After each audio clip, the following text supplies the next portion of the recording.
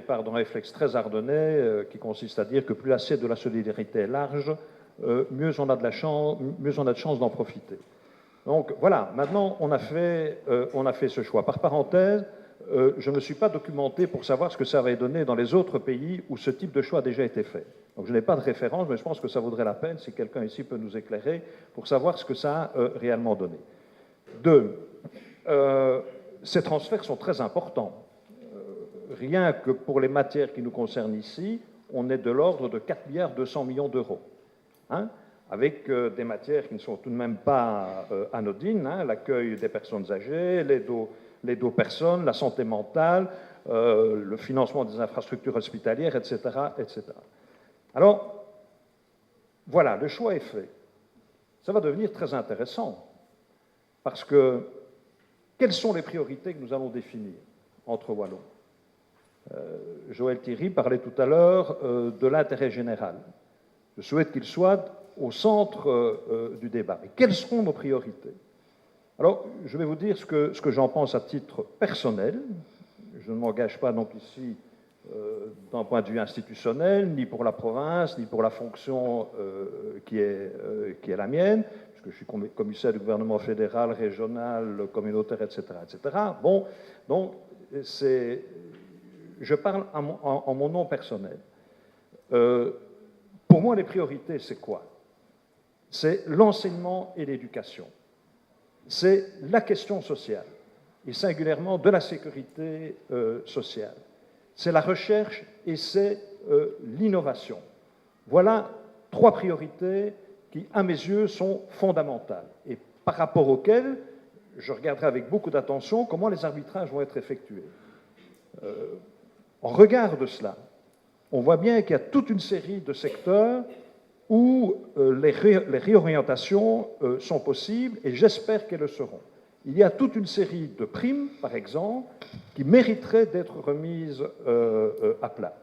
On a vu, on sait bien que maintenant ça a changé, mais il y a eu toute une série de primes intéressantes lorsque l'on a les moyens de le faire au niveau de l'isolation des maisons, etc., etc. À titre personnel, j'aurais préféré, moi, que ces budgets affectés à des fins similaires le soient dans les logements sociaux.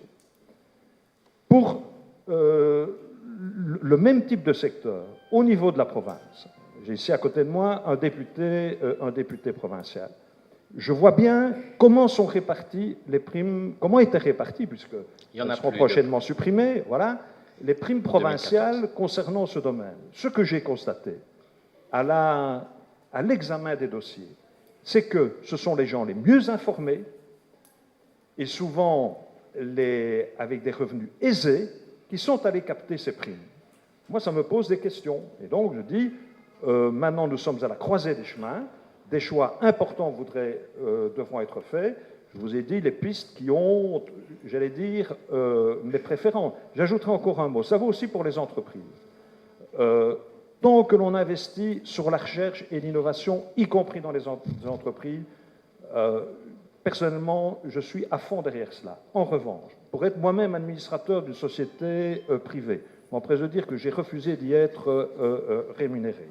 Je vois bien les effets d'aubaine dans des sociétés où on gagne beaucoup d'argent, que l'on peut avoir parce qu'il y a un guichet automatique. Vous faites un investissement, vous avez d'office 10 ou 12% qui vous tombent, qui sont payés par les pouvoirs publics. Alors, je ne demande pas que cet argent-là soit nécessairement retranché aux entreprises, mais je souhaite qu'il soit orienté autrement vers la recherche et l'innovation. Voilà les quelques considérations qui sont les miennes. C'était une décision politique difficile à prendre, qui est le résultat d'une situation belge compliquée, de 540 jours de désaccord, et donc voilà. Et n'imaginons pas que tout le monde soit heureux avec la décision qui a été prise. Le transfert, ça a été un donnant-donnant, ça a été une négociation particulièrement difficile, et c'était le prix à payer pour rester dans un pays comme celui qu'on connaît aujourd'hui, en espérant leur dressement et en espérant que les choses se passent mieux pour les citoyens demain. Donc voilà, ça c'est le constat. Est-ce que ce transfert va, je vais dire, être défavorable à la Wallonie? Est-ce que la Wallonie va perdre un peu d'argent par rapport à la situation qu'obtenait le Wallon quand ces compétences-là étaient gérées par le fédéral? Non, je ne le crois pas, parce que je crois que la négociation a été bien menée, les calculs ont été faits, Et donc, globalement, l'enveloppe qui va être transférée est suffisante que pour poursuivre à politique égale, évidemment, les services qui sont rendus. Le tout, c'est de voir maintenant comment, en Wallonie, en communauté française, on va répartir cet argent. Donc, en gros, le calcul qui a été fait, c'est de transférer les besoins nécessaires, mais ils sont peut-être un peu moins importants dans certains domaines, un peu plus dans l'autre, mais globalement, le transfert est équilibré. Donc maintenant, c'est de voir ce qu'on va faire, les choix qu'on va organiser et comment, quelle importance on va attacher aux allocations familiales, à l'allocation pour la personne âgée, etc. C'est là que maintenant réside un vrai débat, avec évidemment des enjeux pour demain. On a les choses en main, il faut les régler. Il faudra les régler en prenant parfois un petit peu de temps. Je vais prendre le cas des allocations familiales, c'est dans mes compétences. Le transfert, il doit s'organiser progressivement. Si demain, on est amené, je dirais, à prendre tout en charge, sans s'appuyer sur les spécialistes du fédéral, sur cette organisation qui est assez extraordinaire et qui fonctionne très bien avec un bon service rendu, c'est ça qui peut paraître contradictoire, transférons quelque chose alors que ce quelque chose fonctionne merveilleusement bien, eh bien, on ne peut pas faire ça sur 6 mois et donc il faudra faire ça dans la progression et actuellement, je vous prie de croire que l'ensemble des services futurs et anciens se parlent et essayent de trouver les solutions adéquates pour que ce transfert se fasse le mieux possible. Parce que moi, ce qui m'importe, c'est que demain, celui qui perçoit son allocation familiale, qu'elle soit versée par le fédéral ou par la région, reçoive son argent au début du mois. Vous savez que les allocations familiales, pour toute une série de familles, sont indispensables. Sans les allocations familiales, plus de 10% des ménages seraient sous le seuil de pauvreté. Donc, nous devons veiller comme politique à faire en sorte que les gens ne s'aperçoivent de rien en termes de transfert et qu'on prenne les bonnes décisions pour que demain, les mêmes services soient rendus, sachant évidemment que les défis sont nombreux, que l'argent se fait rare et, comme a dit Monsieur le gouverneur, que des choix vont devoir être faits. On a plus d'autonomie, mais ça nous impliquera évidemment de faire des choix, de faire les bons choix. Et je terminerai peut-être en vous disant que la négociation a quand même été rondement menée, en ce sens que toute une série de compétences de solidarité existent toujours au fédéral, et les remboursements médicaux, la politique évidemment des hôpitaux, de la santé, etc., sont quand même encore des financements dans l'hôpital, etc., sont des éléments de la solidarité fédérale et essentiels à préserver, parce qu'à partir du moment où il n'y a plus de sécurité sociale, plus de solidarité, plus rien en commun entre le nord du pays et le sud, il n'y a plus de pays, n'est-ce pas? Il n'y a plus de pays. Donc, je crois que, moi, je fais partie de ceux qui pensent qu'il fallait aller jusque-là parce que c'était le prix à payer d'une continuité, en quelque sorte. Mais il faudrait s'arrêter là, sans quoi, vraiment, des questions plus que compliquées vont se poser. Et moi, je ne perçois pas, évidemment, les solutions. En ce qui concerne la régionalisation, je crois que ça a été dit. Je pense que c'est une question qui ne se pose plus. C'est une réalité.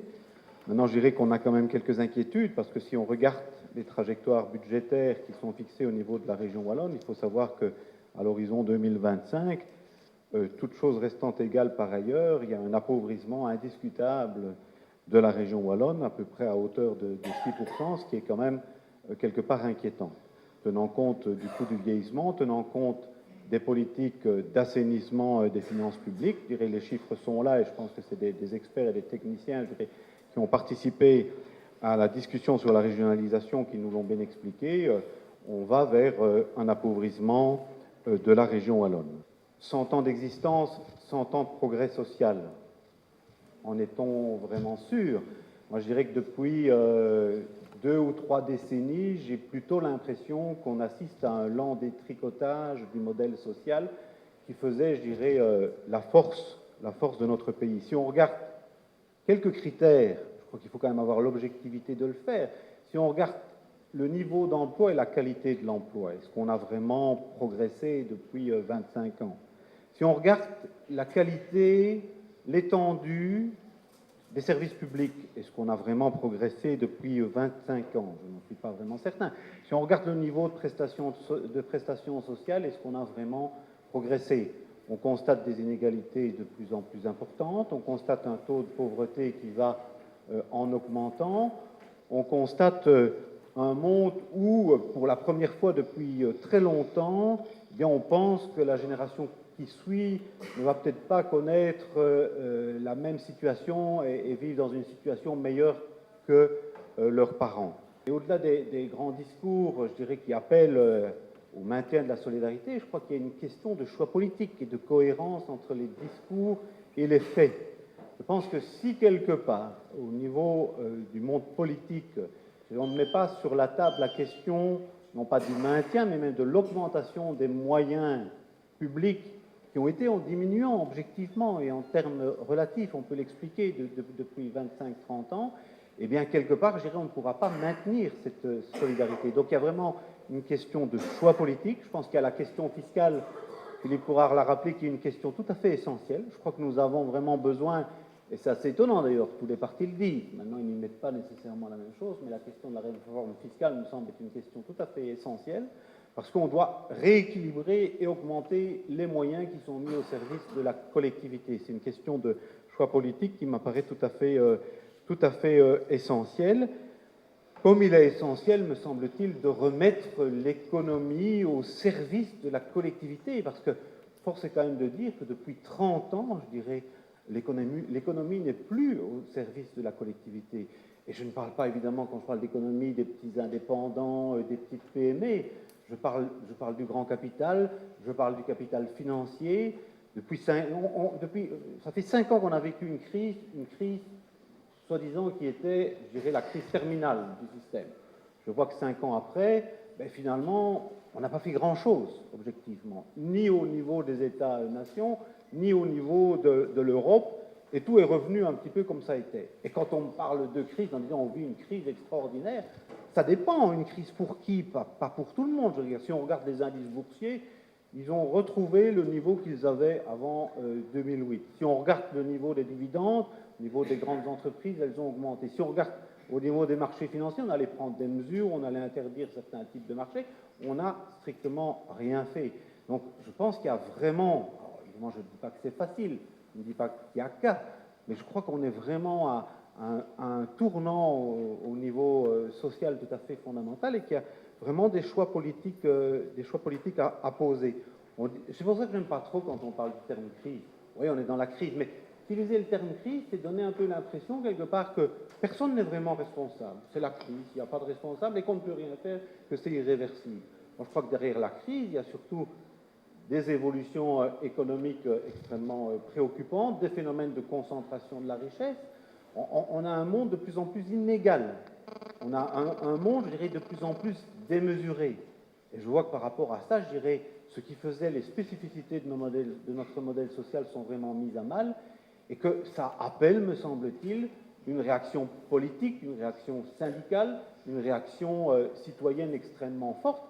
Et à ce niveau-là, moi je pense, on a beaucoup parlé des mutuelles au niveau de l'aspect technique des choses, les mutuelles qui sont quelque part une organisation de service qui fait une série de prestations, de paiements, mais à côté de ça, moi je vois le rôle des mutuelles essentiellement comme étant un acteur politique de défense des intérêts des malades, des citoyens, et un acteur qui a un rôle politique essentiel à jouer.